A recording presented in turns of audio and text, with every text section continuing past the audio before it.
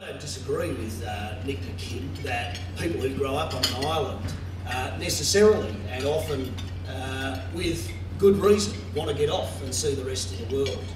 What we must do and what we are doing is by attracting new generation of industries here through investing in the key new infrastructures that will drive that investment, we will see population return and continue to grow, I should say, as it has done over the last 10 years.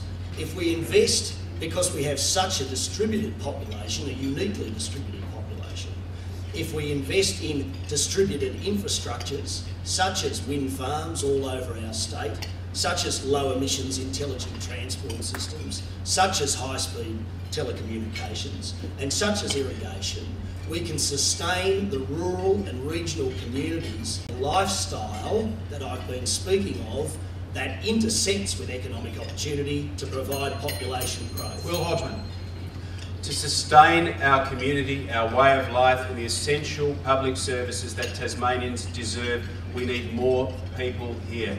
We need critical mass. It impacts not only on our opportunity and capacity to generate revenue to the state government, but also the effectiveness or otherwise of our hospitals, our school systems and our transport infrastructure. We need more people here. The state Liberals unashamedly say in government we will implement a policy and a strategy, a plan to attract more people to Tasmania and to offset that demographic imbalance.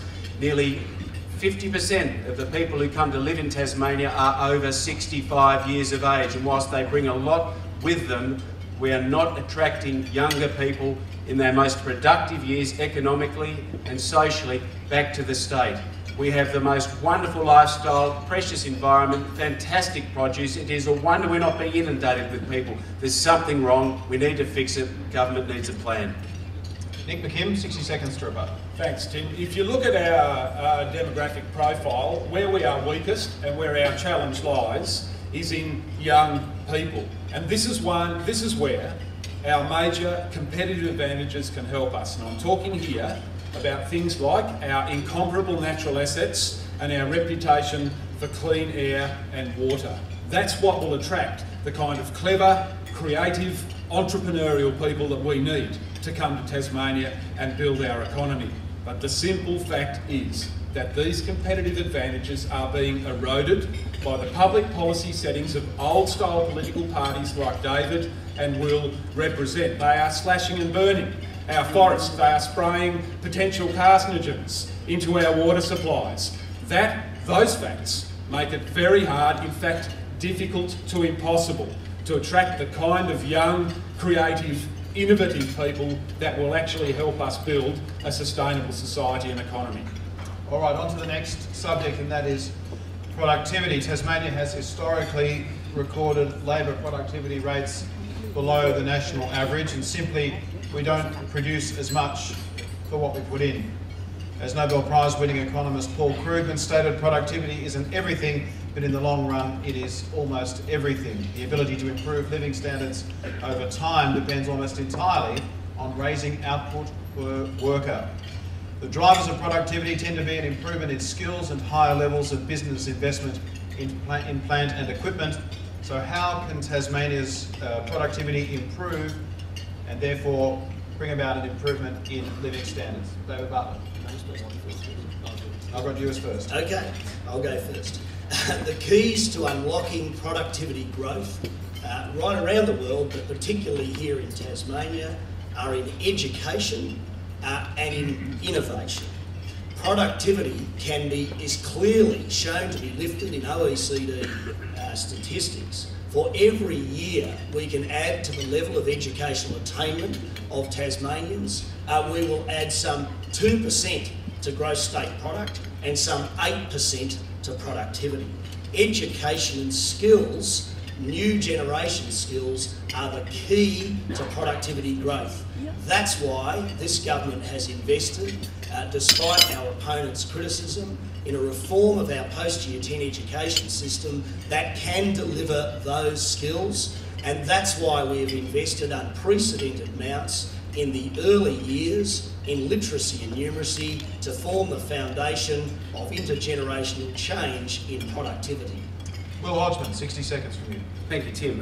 My vision for Tasmania encapsulates a place, as I say, where every Tasmanian has the opportunity to achieve their potential. And a key to unlocking our productive capacity is to allow those Tasmanians to achieve it. The government I lead, therefore, will have, alongside its commitment to making Tasmania the most competitive place in Australia to do business, an equal commitment to investing in education and skills. I totally agree with David on that front, and my commitment to educating Tasmanians better of all ages is equal to that of David's. But in order to make Tasmania a better place to do business, we say that we must reform things, we must change. We can't just complacently sit back and enjoy what was a decade of good economic growth. That's why we are the only party committed to cutting land tax. We are the party that is committed to payroll tax reform. We are the political party that says we'll back Tasmanian businesses to get on with the job of employing Tasmanians, give them the opportunity to work, further their skills and become more productive people. Nick McKim, 60 seconds. Thank you, Tim. I completely agree with David. Education is crucial as a long-term driver to increase productivity, but the simple fact remains that this government has made a bit of a mess of Tasmania's education system. We've had the essential learnings debacle. David's post-year 10 restructure is a shambles. We still remain near the bottom in most of the crucial benchmark indicators: literacy, numeracy, retention rates. Our children are being left behind after 11 years of Labor government. Make no mistake, this will impact significantly going forward. And the other matter I'd like to address is infrastructure. And I repeat my assertion that Tasmania has no state infrastructure plan. I agree with Will on that. Infrastructure is a key driver of productivity, or on the other side can be, through capacity constraints, something which drags our productivity down. Again, not good enough. All right, a rebuttal now from the Premier, David Bartlett. The so-called failure of education reforms that Nick McKim has spoken of has delivered a 50 to 60% improvement in the kindergarten development check in low socioeconomic areas in Tasmania, has delivered, taken us from the bottom of the table in literacy and numeracy rates to mid-table, with a target that this government has set to be top of the table by 2016. And the Tasmania Tomorrow reforms in their first year have delivered a 12% increase in enrolments in those campuses that have made the switch. So far from what the rhetoric we have heard is indeed these statistics will clearly produce better productivity levels based on OECD evidence in the years to come.